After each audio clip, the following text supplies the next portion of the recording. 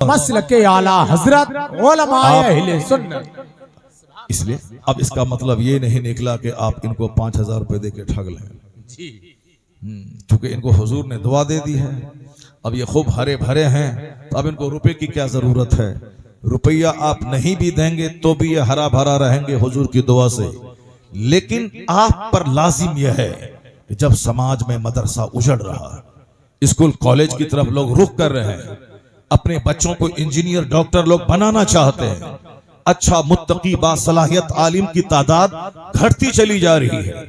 गरीबों के बच्चे जो मदरसे में जाके पढ़े, ठीक से मेहनत नहीं की, किताबें नहीं खरीदी, वो तो आलिम बनने के बाद वो अपने ताने बाने दुरुस्त करने में, अपनी माँ की मजदूरी छोड़वाने में, अपने बाप के लिए मिट्टी के घर को पुख्ते के घर में तब्दील करने में, उसी में उसको लग गए। लेकिन एहका के हक कौन करेगा? गालियां सुनकर बातिल का रद्द कौन करेगा? बड़े बड़े अरबपति मालदार जो शराब और ज़िना में लथपथ हैं, उसके खिलाफ आवाज कौन उठाएगा? ये तो गरीब के बच्चे जो ठीक से पढ़े लिखे नहीं, बस जुब्बा पंजाबी करते रहे, मौलवी की सनद लेके आ गए। अब तो वो साफ पैसा कमाओ, बाप की मजदूरी छोड़ाओ, उसी में लग गए। खुशहाल लोगों का बच्चा अगर नहीं पढ़ेगा तो अरबपति की आंखों में आंखें डालकर उनकी शराब नोशी की मजम्मत कौन करेगा? उसकी ज़िनाकारी की मजम्मत कौन करेगा? उसका घमंड और गुरूर कौन तोड़ेगा?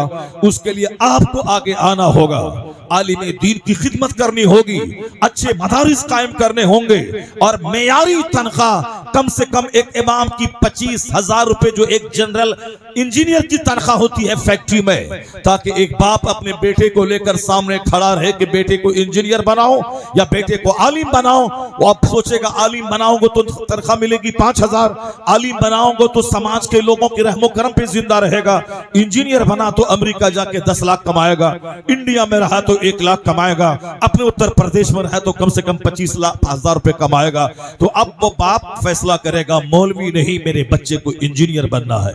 लेकिन अगर उस टाइम में अगर हमने दिखा दिया कि एक आलिम की दस्तबोसी अलग, पेशानी को चूमना अलग, जुमा के दिन अमामा बांध कर हाथ में असा लेकर जब वो हजारों के मजमे को खिताब करता है, ऐसा लगता है जैसे कमांडर इन चीफ अपनी फौज को ललकार रहा है, जैसे एक बादशाह अपनी रियाया को खिताब कर रहा है। और बिन नमाज जुमा के बाद दस्तबोसी कदमबोसी अलग, और फिर दुनियावी हिसाब से तनख्वाह भी 25,000 30,000। तो एक बाप अपने बेटे को इंजीनियर बनाए या आलिम बनाए, आलिम की इज्जत, आलिम की दौलत, आलिम की मेयारी तनख्वाह को देकर बाप फैसला करेगा। इंजीनियर बने ना बने, यहाँ दुनिया भी है आखिरत भी है, इसलिए हमारा बेटा आलिम बनेगा, इंजीनियर नहीं बनेगा। क्या बात है, क्या बात है, बहुत अच्छा। आप पर डिपेंड करता है कि आप मदरसों को उजाड़ दें या मदरसों को संवार दें।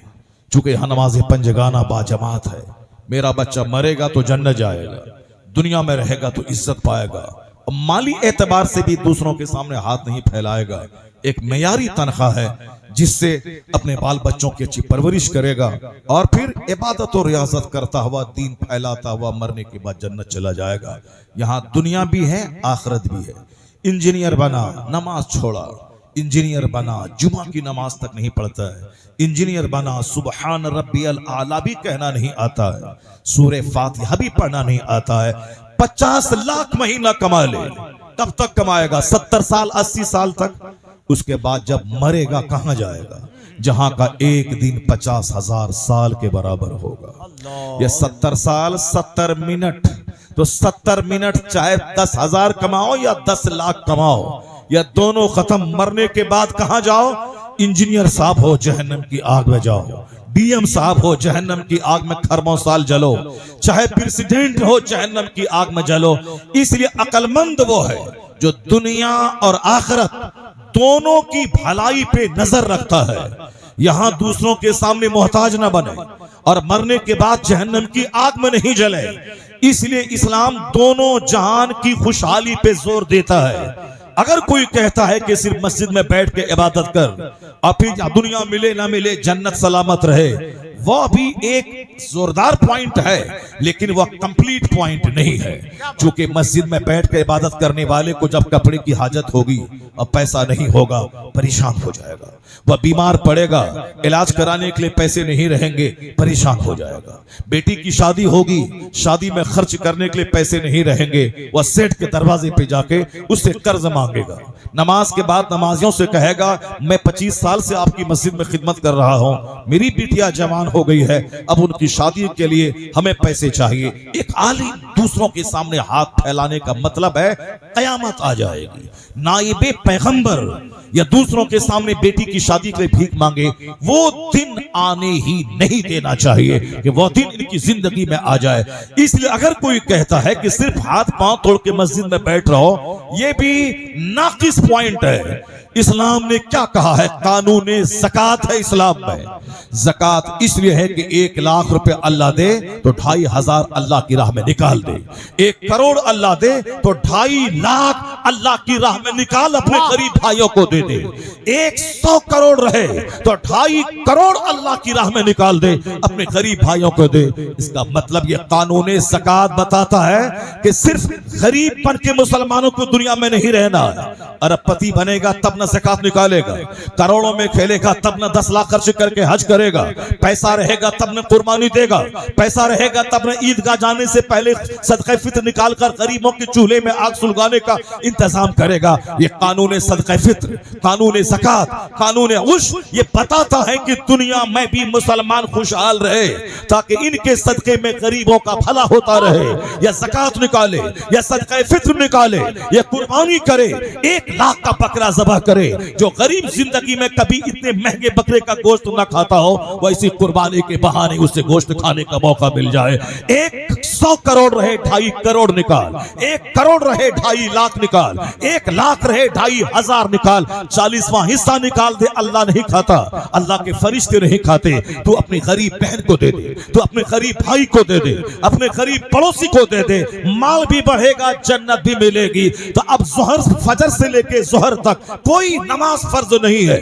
ये 8 घंटे कंप्लीट कमाने के लिए है, स्कूल जाने के लिए है, खेत जाने के लिए है, फैक्ट्री जाने के लिए है।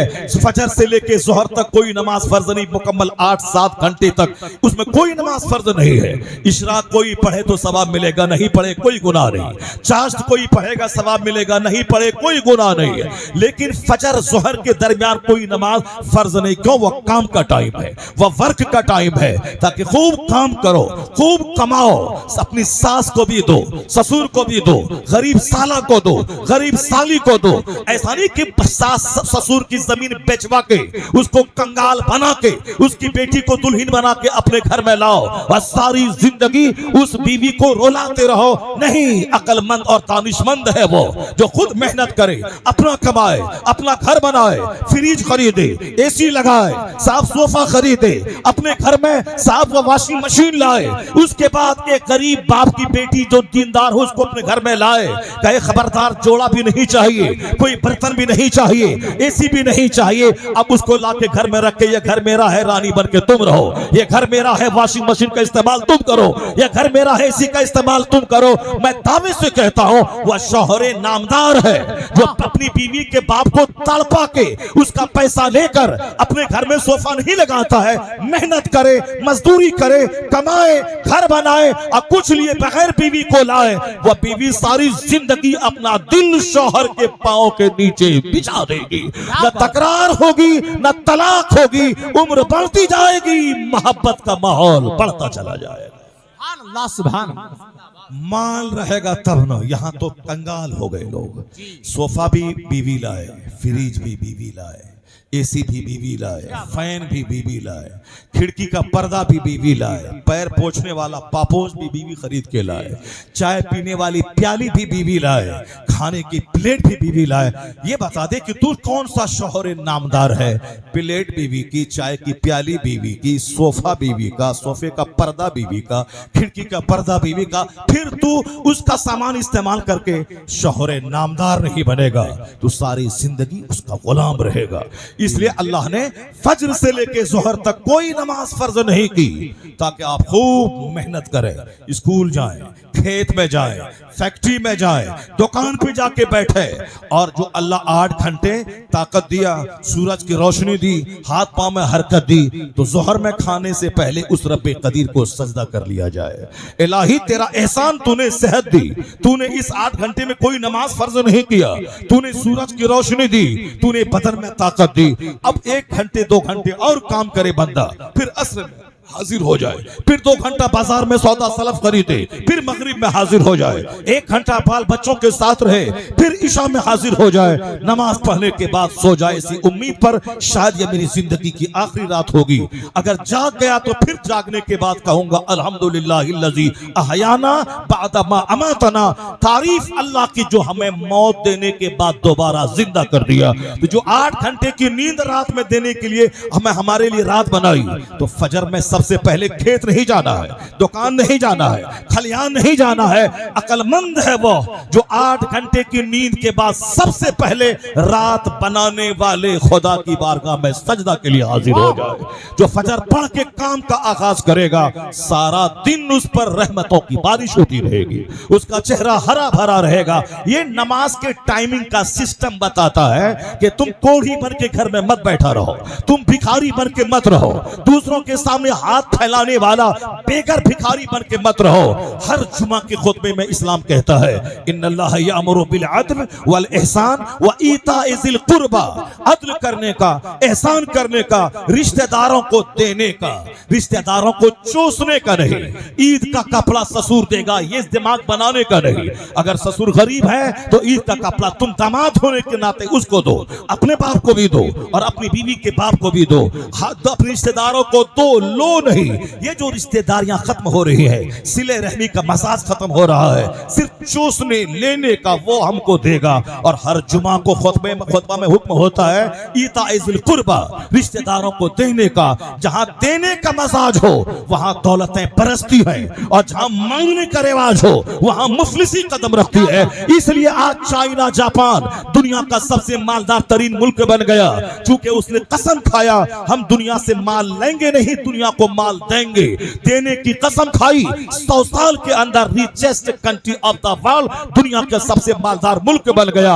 उनसे पूछे ये मजाज किसने दिया, वो कहता है तुम मत बोलो, तुम्हारे मजहब ने कहा था अल यदुल उलिया खैरुम मिनल यदि सुफला, यानी देने वाला हाथ लेने वाले हाथ से बेहतर होता है। The giver hand is better than the taker hand. इस्लाम के पैगाम पर अमल किया क्रिश्चियन यहूद सब बुद्धिस्ट, वो मालदार मुल्क बन गया। अगर मुसलमान अपने पैगंबर के उसूल पर अमल करे, इनका चेहरा हरा होगा, इनका समाज हरा होगा। हुकूमत यहां मिलेगी, मुस्तफा की जन्नत मरने के बाद मिलेगी। नारे तकबीर, नारे रिसालत, मसलके आला हजरत, हजरत मुफ्ती शहरयार साहब किबला। हम कंगाल हो गए सिर्फ इसीलिए कि हम कुरान हदीस नहीं पढ़ते, हम सिर्फ नॉवेल पढ़ते हैं, हम सिर्फ फिक्शन पढ़ते हैं, हम सिर्फ अखबार पढ़ते हैं, हम सिर्फ नेताओं की किताब पढ़ते हैं, हम सिर्फ फिजिक्स केमिस्ट्री बायोलॉजी पढ़ते हैं, हम सिर्फ एस्ट्रोलॉजी एस्ट्रोनॉमी पढ़ते हैं, हम ज्योग्राफी सिविक्स हिस्ट्री पढ़ते हैं, इस्लाम नहीं पढ़ते हैं। इसलिए मैं कहता हूं कि इस्लाम पढ़ो 1 घंटा सुबह आलिम के पास जाके, 5 घंटे स्कूल जाके फिजिक्स केमिस्ट्री मैथ जाके पढ़ो। फिजिक्स केमिस्ट्री मैथ पढ़ो ताकि नौकरी मिलेगी तो पैसा कमाओगे, दूसरों के मोहताज नहीं रहोगे। या नहीं नौकरी मिलेगी तो कम से कम मैथमेटिक्स के एक्सपर्ट बन गए तो ट्यूशन पढ़ा के 5 लाख रुपए महीना कमा लोगे। क्योंकि मैंने देखा है हमारे वो बच्चे जो नाकारा, कामचोर, मेहनती नहीं है, वही बच्चे अपनी कमजोरी पे पर्दा डालने के लिए बोलते हैं कि मुसलमानों को हिंदुस्तान में नौकरी नहीं मिलती है। मैं कहता ये वह बच्चे जो कामचोर हैं, वह बच्चे जो 3 घंटे सिनेमा हॉल में देते हैं, पढ़ाई को नहीं देते हैं टाइम। बाप बेचारा लखीमपुर के देहात में रहता है, बेटा लखनऊ में स्टडी कर रहा है, ये अपनी फसलें बेचकर, गन्ना बेचकर, मकई बेचकर, धान और गेहूं बेचकर, या ज्यादा महंगी पढ़ाई हो तो जमीन बेचकर बच्चों को भेजते हैं। और वह लखनऊ में दोस्ती यारी कर रहा है, मोबाइल चेंज कर रहा है, 3 घंटे हर नई फिल्म को जाके देख रहा है। अब बेगाने की शादी में अब्दुल्ला दीवाना हो रहा है, दोस्त की शादी है, पढ़ाई छोड़ के उनके घर में चला गया और 10 दिन में हुल्लड़बाजी मोटरसाइकिल चला के कर रहा है। अब ये बोला कि अब यहाँ हिंदुओं का मुल्क है, नौकरी नहीं मिलती है। बदतमीज, हर साल 35 से 40 बच्चे मुसलमानों के डीएम बन रहे हैं हर साल। इसी पीरियड में, इसी 10 साल मोदी जी के पीरियड में कम से कम समझ लें कि 200-400 बच्चे इस 10 साल के अंदर में 400 बच्चे IAS ऑफिसर मुसलमानों के बन गए। और तुम बिला वजह एक बात लेके बैठा है कि साहब पंडित जी वो उनका काम है, साहब जो करना है वो कर रहा है, उनका जो प्लान है वो अगर उनका प्लान जैसा है वो अपना जाने। तुम्हारा प्लान है इल्म सीखना, जहालत दूर करना, तो जहालत दूर करना। तुम्हारा प्लान है जन्नती बनना, तुम्हारा प्लान है मुस्तफा का सच्चा गुलाम बनना। वो जुल्म करते करते थक जाएगा, तेरा सब्र उसके जुल्म को मिटा डालेगा, तेरा सब्र उसे तबाह बर्बाद कर डालेगा। इसलिए कि 10 साल 20 साल की कोई हैसियत नहीं है मुसलमान। 1400 साल से हम यही देखते आ रहे हैं, जब जब जुल्म बढ़ता है तब तब मुस्तफा के गुलामों की तादाद में इजाफा होता चला जाता है। नूरे खुदा कुफ्र की हरकत पे खंदाजन, फूकों से चिराग बुझाया ना जाएगा। तुम राजनीति छोड़ दे, शिक्षा ग्रहण कर, सियासत छोड़ दे, 5 साल में एक बार जाके वोट दे देना किसी ऑनेस्ट आदमी को। बाकी किसी नेता का छोला ढोने के लिए तू नहीं पैदा हुआ है, उसके दरवाजे पर जाके बैठ के तलवार चाटने के लिए नहीं पैदा हुआ है। तू नमाज़े पंजगाना के लिए खुदा की बारगाह में 5 बार हाजिर होने के लिए पैदा हुआ है। तू दरूद और जिक्र के लिए पैदा हुआ है। तू हाकिम बनने के लिए पैदा हुआ है, तलवार चाटने के लिए नहीं पैदा हुआ है। वअदल्लाहुल्लज़ीना आमनू वअमिलुस्सालिहात लयस्तखलिफन्नहुम फिल अर्द। अल्लाह ने वादा किया है जो ईमान लाएगा, अच्छा काम करेगा, हम उसे इस रूए जमीन का बादशाह बना देंगे। ईमान लाएगा, अच्छा काम करेगा, इल्म हासिल करेगा, ईमान लाएगा, इल्म हासिल करेगा, अच्छा काम करेगा, हुकूमत मिलेगी। हुकूमत तो इंतजार कर रही है। अब जब कोई अहल नहीं आएगा तो ना अहल उस कुर्सी पे बैठेगा, जब कोई अहल नहीं मिलेगा तो ना अहल उस पे बैठेगा। तुम अहल बन जाओ, इज्जत इल्म हासिल करो, 24 घंटे स्टडी में लगे रहो। लड़के नौकरी लेना है, खुशामद करके नहीं। इतनी मेरिट हासिल करो कि 24 घंटे पानी की तरह अंग्रेजी बोलो। इतनी मेरिट तुम्हारा बच्चा हासिल करे, फिजिक्स केमिस्ट्री बायोलॉजी को पानी पानी कर दे। इतनी मेहनत तेरा बच्चा 18 घंटे करे कि वर्ल्ड हिस्ट्री उसके दिमाग में मौजूद हो।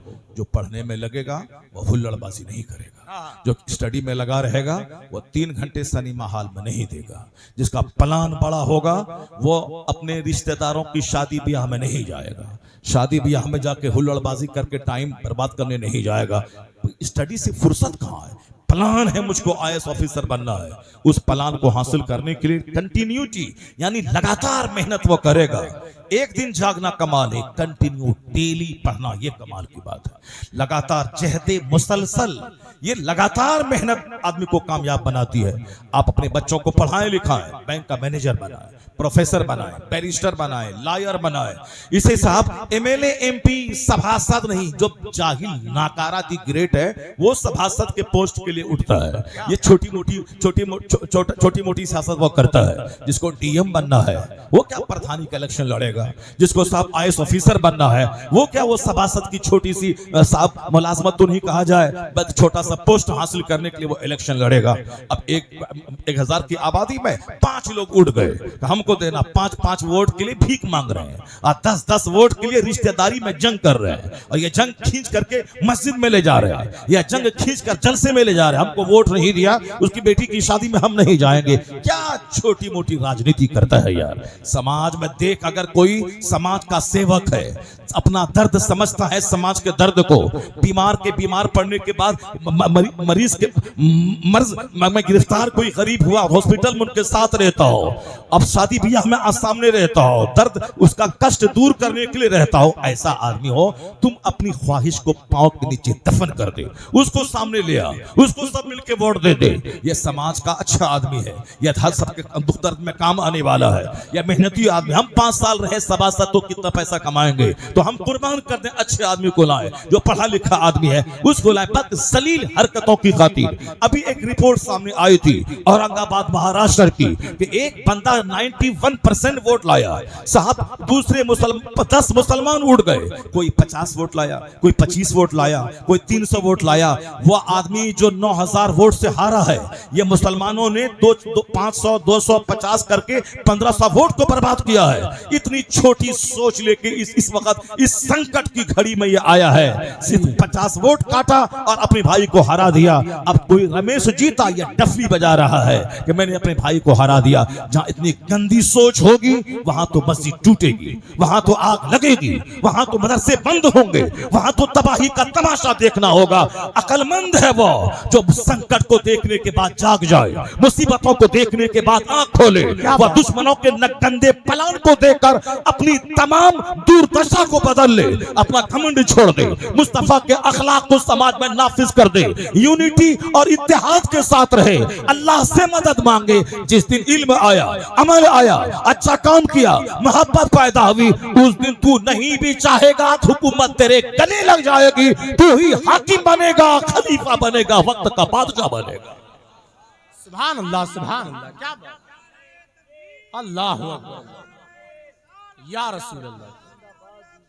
यहां तो सोच इतनी हमारी घटिया हो गई है, इस कदर हम कमजोर हो गए हैं कि साहब जीते रमेश जीते मगर हम महमूद को जीतने नहीं देंगे, जीते उमेश जीते हम मगर अहमद को जीतने नहीं देंगे। जहां इस कदर घटिया सोच हो उसे तो पुलिस की गोली से मर ही जाना चाहिए, उसको तो भून ही डालना चाहिए। जब खूब भुने जाएंगे, खूब मारे जाएंगे, खूब कटेंगे, और जो नस्ल का बच्चा बचेगा वह तौबा इस्तिगफार करके अल्लाह की बारगाह में रोएगा धोएगा, वह नेक बनेगा, अहद करके उठेगा, लड़ेंगे नहीं, मोहब्बत से काम करेंगे, फिर अल्लाह ताला रहमतों की बारिश बरसा देगा, रहमतों की बारिश बरसा देगा। मैं अक्सर बोला करता हूँ, बगदाद मुअल्ला में मुसलमानों की सल्तनत थी, इस्लामिक राजधानी, मुसलमानों का बादशाह बगदाद में बैठता था। बगदाद मरकज़ इल्म फन, बगदाद मरकज़ सियासत, खलीफा हारून रशीद बगदाद में बैठता था। उनके बहुत सारे खुलफा सारे के सारे बगदाद में बैठते थे। बगदाद इल्म फन की राजधानी, बगदाद सियासत की राजधानी, बगदाद इकोनॉमी की राजधानी। जिस तरह हिंदुस्तान में बंबई आधी दौलत वहां रहती है, उसी तरह बगदाद इल्म फन का शहर, दौलतों का शहर, सियासत का शहर, वो सारी रौनकें वहां थी। मगर मुसलमानों का नेचर यही है कि जब मुसलमान दौलतों के नशे में गुम होता है, अच्छा खाता पीता है, यह सुस्त हो जाता है। मुसलमान सुस्त हो जाता है। अच्छा पहनना, अच्छा खाना, अच्छी गाड़ी, अच्छा मकान, इसी में मुसलमान मस्त हो जाता है। जबकि सबसे ज्यादा मुजम्मत इस दुनिया की लग्जरियस लाइफ की हुजूर ने इतनी मुजम्मत की है, कुछ पढ़े न पढ़े या 10 हदीस तो मुसलमानों को अपने घर की दीवार में लिख के रखना चाहिए जी, 10 हदीसें लिख के रखना चाहिए। हुजूर क्या फरमाते, जरा गौर से सुने। आका फरमाते हैं, लौ कानती दुनिया तादिलु इंदल्लाहि जनाहा बऊदा मा सका काफिरम मिनहा शुरबत माइन। हुजूर कहते हैं, आका इस्लाम फरमाते हैं कि अगर इस दुनिया का महत्व, इस दुनिया की अहमियत मच्छर के पर के बराबर भी होती तो अल्लाह ताला मुशरिकीन कुफार को एक घोट पानी तक नहीं देता। जरा गौर से सुनना क्या कहा सरकार। अल्लाह, जिस दुनिया की खातिर हम नमाज छोड़ते हैं, जिस दुनिया के लिए हम झूठ बोलते हैं, जिस दुनिया के लिए हम 10 लाख रुपए रिश्वत देते हैं, जिस दुनिया के हासिल करने के लिए दूसरों की मौत का इंतजार करते हैं, ये मौली साहब मरे, मैनेजर को 50 लाख की पोटली दिया, ये जहां मरे तो फिर हमको उस पोस्ट पे बहाल करना, कितनी घटिया सोच हो गई। कोढ़ी बन के जीना चाहता है, 50 लाख रिश्वत दो, उसको आराम से बैठेंगे और हर महीने 1 लाख महीना कमाएंगे। कितनी घटिया और गंदी सोच पैदा हो गई। हम लोग इस 2 पैसा कमाने के लिए आखिरी हद तक चले गए, जबकि हुजूर ने दुनिया से नफरत दिलाने के लिए कितनी कीमती बातें कह दी। हुजूर की बातें तो अभी सुनते हैं, मगर पहले अल्लाह की बात सुन लेते हैं। इसी 2 बात को सुन के आप चले जाइएगा, बाकी मेरी कोई बात मत सुनिएगा। बस सिर्फ अल्लाह वालों की कहानी इसलिए नहीं होती है कि सिर्फ उनके मजार पे आके ताला बांध दें, उनके मजार पे आके धागा बांध दें, उनके मजार पे आके बेटा बेटी मांग ले। नहीं, अल्लाह वालों का उर्स इसलिए होता है ताकि उनके मजार पे आकर के उनकी जिंदगी से नूर हासिल करें, उनकी जिंदगी से रोशनी हासिल करें। या कैसे जीते थे, या कैसे रात गुजारते थे, या कैसे रहते थे। हम लोगों ने, चूंकि हम लोग हिंदुस्तान में हिंदुओं के कल्चर में रहते हैं, और हिंदुओं का कल्चर क्या है? धागा बांधना, ताला बांधना। इसीलिए हम लोग भी उस कल्चर से प्रभावित होकर हम भी दरगाहों पे ताला बांधने लगे, हम भी दरगाहों पे धागा बांधने लगे, हम भी दरगाहों का तवाफ करने लगे, हम भी अपने हाथ में धागा बांधने लगे, हम भी पांव में लोहे का कड़ा पहनने लगे, चूंकि हम उन्हीं कल्चर के बीच में रहते हैं। जबकि इस्लाम ने शदीद मजम्मत की है। अल्लाह ताला जहालत, अल्लाह के रसूल ने फरमाया कि जहालत को मिटा दिया गया, जहालत को और पांव के नीचे रौंद दिया गया। शिर्क अल्लाह कभी माफ नहीं करेगा। जो काम शिर्क की तरफ ले जाता हो, उस काम से बचने की ताकीद की गई है। अल्लाह रब्बुल इज्जत ही इज्जत देने वाला, वही हुकूमत देने वाला, वही सेहत तंदुरुस्ती जिंदगी और मौत देने वाला। कुरान शरीफ में हजारों जगहों पे इस तरह के मज़ामीन मौजूद हैं। तूतिल मुल्क मन तशा, अल्लाह ही है जो इज्जत दे, हुकूमत देता है जिसे चाहे, वह हुकूमत छीनता है जिसे चाहे। तो लिल्लाहुम्मा मालिकल मुल्क, सारे बादशाहों का बादशाह है वह खुदा। तो अल्लाह के रसूल कहते हैं जूती का तिस्मा भी टूटे तो अल्लाह से मांग, यानी चप्पल भी टूटे तो उसका तिस्मा टूटे, अल्लाह से मांगना, हमेशा अल्लाह से मांग। अल्लाह उस बंदे से दुश्मनी रखता है जो अल्लाह से नहीं मांगता है, अल्लाह उस बंदे से दोस्ती करता है जो हमेशा अल्लाह से मांगता रहता है। अल्लाह दुआ करने वाले को पसंद करता है। अल्लाह से जिस बुजुर्ग के मजार पे हम गए हैं, वह बुजुर्ग रात के आखिरी पहर में उठ के 40 साल से रोजाना 1 घंटा रोते थे। वो इशा के वजू से फजर पढ़ते थे। उन्होंने हमेशा सारी जिंदगी खाने पीने की तकलीफ उठा ली, मगर कभी झूठ नहीं बोला, कभी हराम की तरफ आंख उठा के नहीं देखा, एक वक्त की नमाज नहीं छोड़ी। हम लोगों ने इसको, जो वहां से नूर हासिल करना था, उसको धागे के कल्चर में बदल दिया, उसको ताला के कल्चर में बदल दिया, उसको मेला के कल्चर में बदल दिया। हमने दूसरों का मेला देखा, वही मेला अपने यहाँ उर्स में ले आया। अब औरतों पर जुमा की नमाज तो फर्ज है नहीं, अब वो जुमा के लिए मस्जिद तो जा नहीं सकती है। ईदैन की नमाज तो वाजिब है नहीं, वह ईद और बकरीद पढ़ने के लिए वो ईदगाह तो जा नहीं सकती है, क्योंकि पर्दे में रहना जमाअत से नमाज पढ़ने से ज्यादा जरूरी है। मर्द अगर मस्जिद में नमाज पढ़ने नहीं जाए, मस्जिद के बगल में नमाज पढ़े, नमाज नहीं होगी। जमाअत से नमाज पढ़े तो 27 गुना सवाब मिलेगा, 27 गुना अजर मिलेगा अगर कोई जमात से नमाज पढ़ता हो। लेकिन औरत पे जमात जरूरी नहीं है, वो अकेले घर में पढ़े। मर्द को मस्जिद जाकर जो 27 गुना अजर मिलेगा जमात से पढ़ने का, वो सवाब औरत को घर में तन्हा पढ़ने से मिल जाएगा। जुमा की नमाज बड़ी अहम नमाज, औरतों पे फर्ज नहीं है। क्यों? जुमा की नमाज के लिए घर से बाहर निकलना होगा, जमात के साथ वो नमाज होती है, इसलिए उसको मस्जिद का रुख करना होगा। मस्जिद जाने से बेहतर है कि औरत अपने घर में नमाज पढ़े।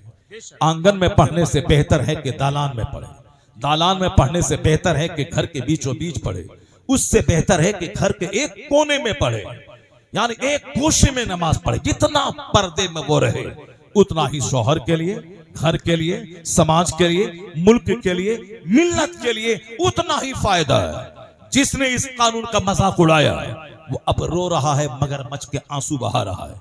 कलकत्ता के आरजी मेडिकल हॉल में मेडिकल कॉलेज का प्रिंसिपल, वो जब अब पढ़ने वाली एमडी करने वाली डॉक्टर के साथ रेप किया, उनके चेले, उनके गुर्गे, उनके साथ चेलों ने, सारा हिंदुस्तान शर्मसार हो गया, सारी दुनिया में हिंदुस्तान की नाक कट गई। या साहब लखीमपुर का हल जोतने वाला चरवाहा ये काम नहीं किया है, मेडिकल कॉलेज का प्रिंसिपल, उसकी निगरानी में ये काम अंजाम दिया गया है। तो अब ये बता दें कि हम कानून पर्दा बयान करते हैं और आप कानून पर्दा की मुखालफत करते हैं, तो मुखालफत का रिजल्ट आपको ये निकला कि स्कूल में ज़िना, कोचिंग सेंटर में ज़िना, वीमेन शेल्टर हाउस में ज़िना। आपने सुना होगा बिहार के मुजफ्फरपुर में, जहां औरतों की पनाह का शेल्टर हाउस सेंटर था, जहां यतीम बच्ची, बेवाओं और साहब अनाथ लोगों की पालने का जो सेंटर था, वहां पर पता चला कि वहां जो औरतें जवान हो रही है, उसका सीधा कनेक्शन नेताओं से, बड़े बड़े मालदारों से करवा के शेल्टर सेंटर चलाने वाला वो औरतों की इज्जत बेच के पैसे कमा रहा है। साहब आप हमारे कानूनी पर्दा का मजाक उड़ा रहे हैं। शेल्टर रूम में से ना, मेडिकल कॉलेज में से ना, आरपीएफ का जवान जो पुलिस वाला रेलवे में नौकरी करता है, प्रोटेक्शन हिफाजत के लिए रहता है, वो सोई हुई खातून के साथ दस्तराजी छेड़खानी कर रहा है। आए दिन अखबार में आ रही है। दिल्ली में अभी कुछ दिन पहले की खबरें थी साहब का, एक हॉस्टल में जिनाकारी के रैकेट का पर्दाफाश हुआ। तहखाने में जो हो रहा है, कानून पर्दा का मजाक उड़ाने वाले, दुनिया को तुमने जिना से भर दिया, बलात्कार से तुमने भर दिया। अमेरिका से लेके चाइना, जापान से लेके हिंदुस्तान तक कौन दिन ऐसा है जिस दिन जिनाकारी के केस न आता हो। इस्लाम इसी जिना को रोकने के लिए पर्दे का कानून नाफिज किया है, इसी बलात्कार को रोकने के लिए। ऐसा नहीं है कि सामने खीर हो और बंदा नहीं खाना चाहे, सामने गोश्त हो और बंदा नहीं खाना चाहे, सामने दूध हो बंदा नहीं पीना चाहे, बंदे को भूख लगी है, सामने जबरदस्त बिरयानी हो ना खाए, वो तो बंदा तो साहब मुर्दा है। वो जब मुर्दा को भूख लगती है, मुर्दा को प्यास लगती है, मुर्दा को ख्वाहिश होती है, वो मुर्दा है। जिसको खाने की मौजूदगी में भूख न लगे, पानी की मौजूदगी में प्यास न लगे, तो इसका मतलब ये निकला कि दूसरों के घर में दाना है तो लूट के खा ले, दूसरों के घर में खीर है तो खीर खा ले, दूसरों के घर की बिरयानी लूट के खा ले। नहीं, भूख लगे तो खाओ, मेहनत से कमा के खाओ, हलाल रोजी खाओ। तो औरतें मर्द के लिए पैदा हुई हैं, इसका मतलब ये नहीं कि दूसरों की बेटी को लूट ले, दूसरों की बीवी को लूट के ले आए। नहीं, अल्लाह ने जिस तरह तेरे लिए दाने का इंतजाम किया है, पानी का इंतजाम किया है, उसी तरह अल्लाह ने तेरे लिए औरत का इंतजाम किया है, ताकि अल्लाह का नाम ले और सामाजिक तौर पर निकाह करके उसको अपने घर में ला, फिर उसके हलाल तरीके से उससे अपनी ख्वाहिशात की तकमील कर, और तेरी औलादें पैदा होती रहेंगी। अगर तेरा बाप शादी नहीं करता तो तू कहां से पैदा होता? अगर तेरा दादा शादी न करता तो तेरा बाप कहां से पैदा होता? अगर गौसे आजम के वालिद शादी न करते तो मेरा गौस कहां से पैदा होता? मुफ्ती नकी अली खां रज़ियल्लाहु अन्हु शादी नहीं करते तो अहमद रजा खां कहां से पैदा होते? ये सिलसिला है ताकि तू गुनाह से बच और इंसानों की पैदाइश का सिलसिला जारी रहे। यह कानून पर्दा इसीलिए है, तू चाहता है कि तेरी बीवी को सुबह कोई लेके जाए और शाम कोई लेके जाए, तेरी बेटी को सुबह एक बंदा हाथ पकड़े और शाम दूसरा बंदा हाथ पकड़े। जब ये तुझको बुरा लगता है तो फिर जिससे ज़िना हो रहा है वो भी तो किसी की बेटी है, वो भी तो किसी की बीवी है, वो तो किसी की माँ है। इसलिए चाहे अपना मनमानी तू चला ले, ज़िना को रोक नहीं पाएगा। एक कानून पर्दा है इस्लाम का दिया हुआ, अगर नाफिज हो जाए अमेरिका में वो ज़िना से पाक हो जाएगा, हिंदुस्तान में यहाँ से ना रुक जाएगा। पुलिस की मौजूदगी में, कोर्ट की मौजूदगी में, कचहरी की मौजूदगी में, आर्मी की मौजूदगी में तुमने आजमा लिया, ज़िना रुक नहीं रहा है। 5 बंदे को फांसी तुमने दिल्ली में दिया ताकि ज़िना रुक जाए, रुक नहीं रहा है। अब तो कम से कम ये उसूल आजमा ले, कानून पर्दा का। कानून पर्दा नाफिज हो गया, दावे के साथ कहता हूं 90% ज़िना का कारोबार मिट जाए।